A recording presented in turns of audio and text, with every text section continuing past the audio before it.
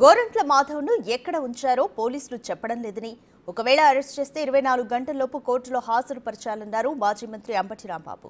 గురువారం రాత్రి గోరంట్ల మాధవ్తో మాట్లాడేందుకు నగరంపాలెం పిఎస్కు అంబటి రాంబాబు, లేళ్ల అప్పిరెడ్డి వెళ్లారు. కానీ గోరంట్ల మాధవ్ని ఎక్కడుంచారో పోలీసులు చెప్పకపోవడంతో అంబటి ఆగ్రహం వ్యక్తం చేశారు.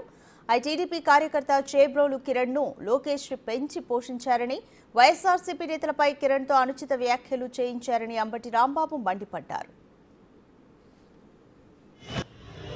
కిరణ్ అని ఒక సోషల్ యాక్టివిస్టు ఆయన అరెస్ట్ చేస్తున్న సందర్భంలో మా డ్యూటీస్కి ఆయన అడ్డం వచ్చాడు గోరంట్ల మాధవ్ గారు.